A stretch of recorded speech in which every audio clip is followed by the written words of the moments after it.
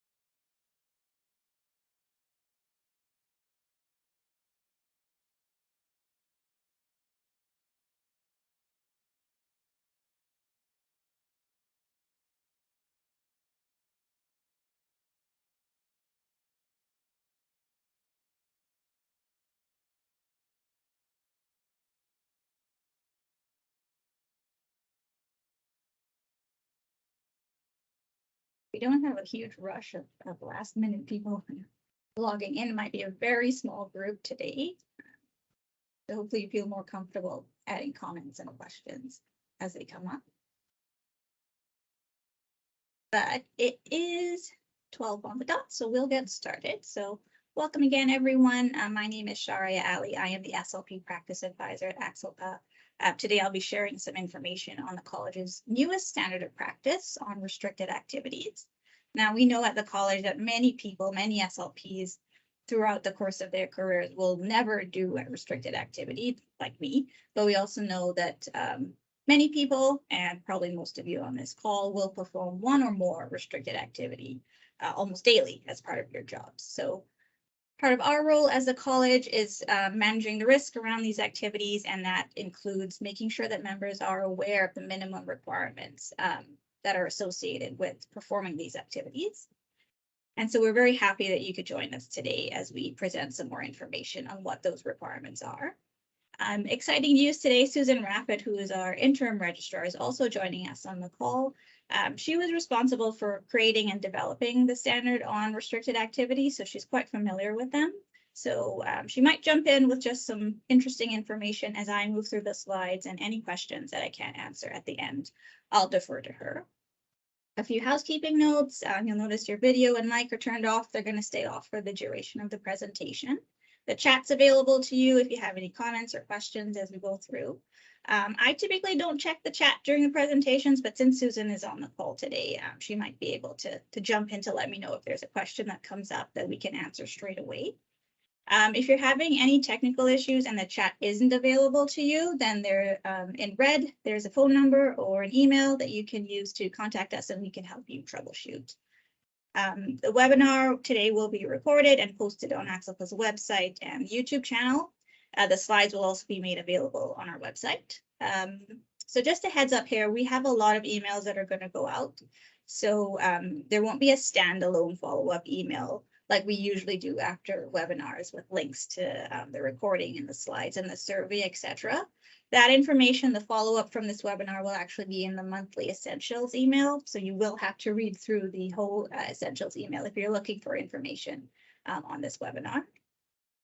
And we're scheduled for an hour today, but honestly, I only have 13 slides, and I can see there are only 12 attendees. So unless the question period is really busy, we might wrap up earlier than 1 p.m. today. Just as an example, the audiology version of this presentation that happened last week took about 30 minutes. So not that we're aiming for that, but you will probably be wrapped up quicker than 1 p.m. today.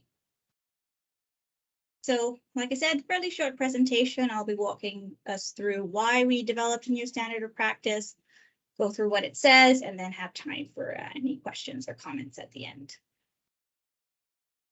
So firstly, you might be wondering, why did the college write a new standard of practice on restricted activities? Or even, why didn't we have a standard of practice on restricted activities before?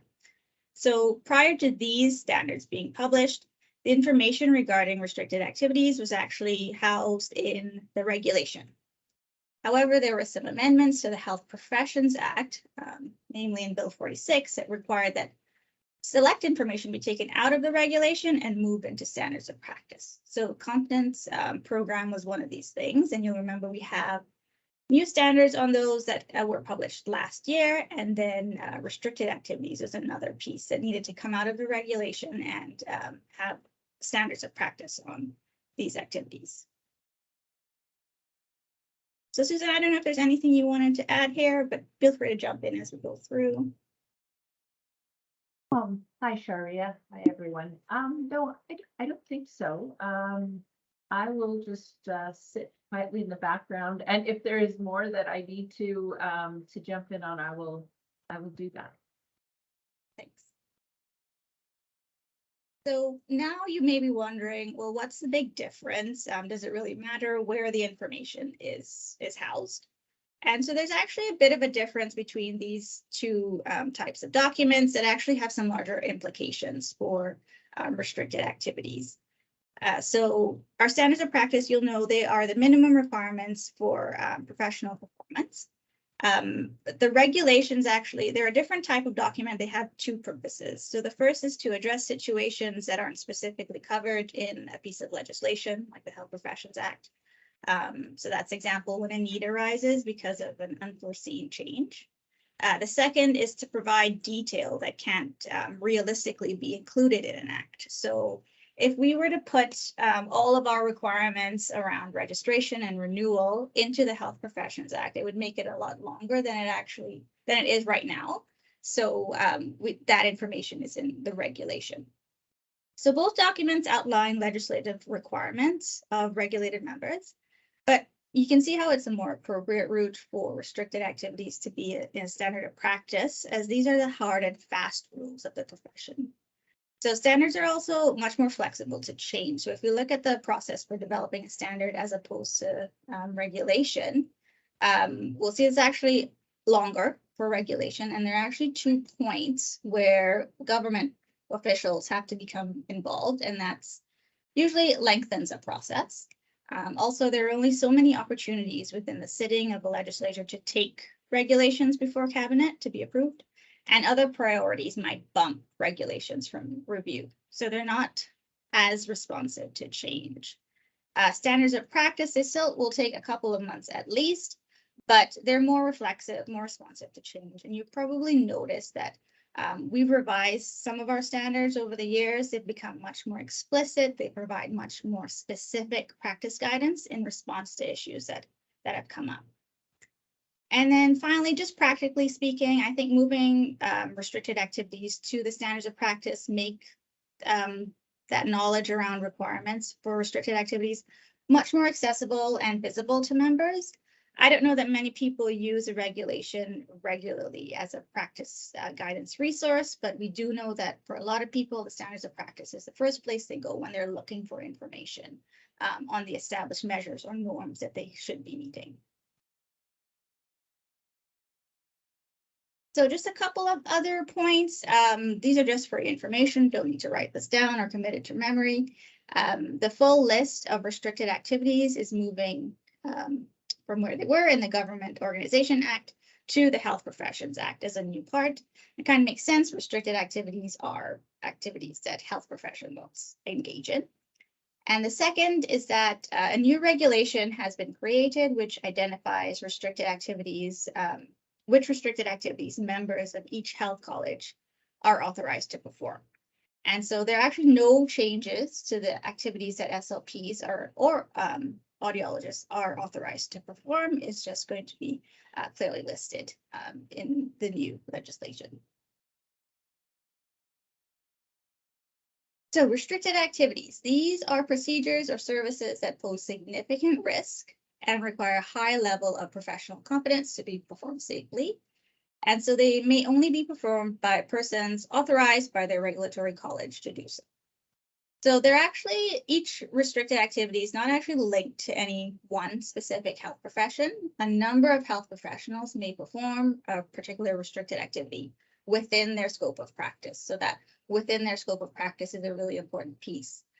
For example, ordering x-rays is a restricted activity, and it might be performed by doctors, dentists, nurse practitioners, dental hygienists. They're all authorized by their college to perform that restricted activity within their scope of practice. So you're able to go to your dentist, they can refer you for an x-ray or do an x-ray with anything to do with your dental care, but you can't have them do a requisition for you for a knee x-ray because that's out of their scope of practice. So the restricted activities that SLPs are authorized to perform are listed here. And as you read through them, I'll just remind you that we do really appreciate if you can self-identify on your member profile on the online portal if you do perform restricted activities as part of your role. This can be as renewal when you renew your practice permit or anytime during the year. This just helps us keep track of who we can contact if we need some stakeholder feedback or some more expertise around issues to do with restricted activities. So we may contact you as needed when we need feedback. And I'll just stop sharing for a minute. There's actually a link down here to the competency profiles, and I want to go to that really quickly.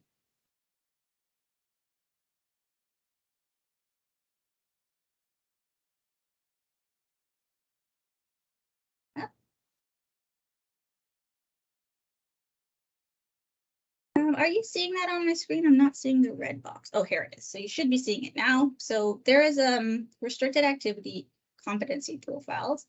And I just wanted to draw your attention to it because this is where it goes into a lot more detail around actually performing the restricted activity.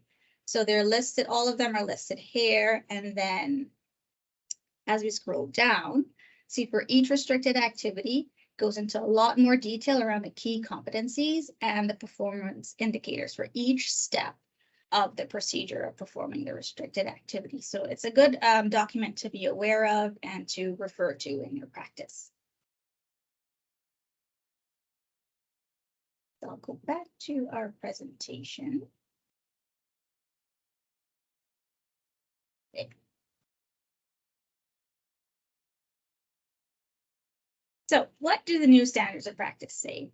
So the direction the college received about these new standards of practice that had to be created was that they must address two areas. So first was requirements of regulated members when they're performing restricted activities, and also supervision requirements. So that's identifying who can supervise, who should be supervised, and what are the requirements of supervisors. So there are actually two standards within the standard area, and we'll look at them here. And then a link to where they actually live on the ACSLPA website is on this slide as well. So standard 1 addresses the requirements for when you're performing restricted activities. So to demonstrate this standard, the member will familiarize themselves with the activities they perform that are restricted activities, including procedures or episodes of care that involve restricted activities. And this is where those competency profiles might come in handy to review. Also required to limit themselves when performing restricted activities to those activities that they are competent to perform and appropriate to the scope of practice. Assess the risks and benefits associated, importantly, communicate these to the clients and adjust their service plans accordingly. Monitor their application and be accountable for actions and decision-making, and ensure that appropriate strategies are in place to address any critical or unexpected occurrences associated with the application of restricted activities. And the expected outcome with this is that clients can expect that regulated members have the required competence to perform restricted activities safely and effectively. So the second standard addresses supervision requirements. So a lot of words on this slide, but this standard actually really clearly outlines who needs to be supervised. So the ones that are relevant to SLPs are bolded. So that's SLP students have to be supervised. SLPs who require a period of supervised practice as a condition on their practice permit. So that's SLPs who have been asked by ACSLPA to complete some supervised practice and also support personnel. And just for your knowledge, for audiologists, and this is why they had a separate presentation on this, there are actually some additional personnel who need to be supervised by audiologists, and that's conditional practice permits, practice permit holders of CHAPA, which is the College of Hearing Aid Practitioners, and any practice permit holders, CHAPA holders who are completing training that's being led by a registered audiologist. But for SLPs, you just have to worry about the ones that are holded. And so to demonstrate, oh yeah. Sorry, Sharia, it's Susan here. Maybe I'll just add a little point here about support personnel, because if you do look at the competency profiles, you may notice that on some of those competency profiles, there is some guidance around when it might be appropriate or not appropriate for support personnel to be performing restricted activities. You know, some of the more complex, invasive procedures, we probably would not be delegating to a support person, but others that might be less, you know, less involved could be delegated to a support person. So just to be clear on that, because you know those of you who are involved in this might think, well, I've never delegated that to a support person, and indeed you might not have, and it would not be appropriate. So just a heads up on that. Maybe I'll just share where that information can be found in the competency profile. So you'll see down at the bottom here, and this is for this is one example. So restricted activity 5. And so down at the bottom, you'll see a little clarifying note around where support personnel may be involved. So like really clear examples of what they can do, but where they're not supposed to be involved. So directing the assessment, anything to do with interpretation.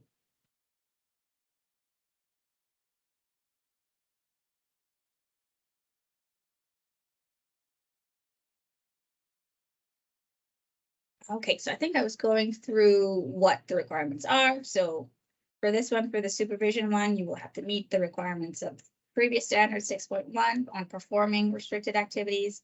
Really importantly, in order to supervise, you must have a minimum of 1 year experience in performing the restricted activity yourself.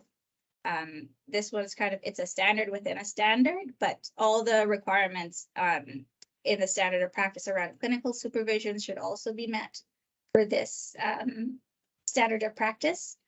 We just didn't want to have to repeat all of the relevant points, and it would make the standard a lot longer than it is. But all of those standards of practice obviously apply when you're supervising restricted activities. Regular members should also determine the degree of direct and or indirect supervision that you think is needed by the supervisee, and to also be available either in person or virtually for consultation while the restricted activity is being performed by the supervisee. And so the outcome here is that clients can expect that regulated members have the required competence to perform restricted activities safely and effectively, and that anyone under their supervision performs restricted activities safely and effectively themselves. So we're at the take-home points already, so it's almost time to go home. But sort of the important points here, members are required only to perform the restricted activities that you're competent to do. A minimum of 1 year experience is needed before you can supervise others. And all other supervision standards must be met when you're supervising restricted activities. And so you can start putting your questions if you have them into the chat. But I'll also just share this slide. We really appreciate if you can give us some feedback on the webinar or topics that you think might be helpful for future webinars. There are 2 questions on this survey, so if you have your phone handy, you can just scan this QR code and it will take you right to the survey. And again, we really appreciate it. It really helps guide what we do at ACSLPA and the webinars that we put on. So I'll leave that up and then I'll move to the chat to see if there are any questions. And maybe while you're doing that, Sharia, I will make one other point, and that's in regard to the the take-home messages on one of the last slides, and that note about only performing what you're competent to perform. And I think that's the same for everything we do, of course, as clinicians, is, we're expected to be competent before we take something on. But there's kind of a fine line there, because it may be that you don't have a lot of experience with a restricted activity, for example, and you don't feel particularly competent. But because it does fall within our practice statement, and there's an expectation that we are competent. Obviously, if we haven't had a lot of practice and we need to brush up our skills, or if our employer was to say we need to move to an area now where we have to perform restricted activities, we would obviously need to make it clear that we need support, we need training, we need supervision, whatever the case may be, to get ourselves competent.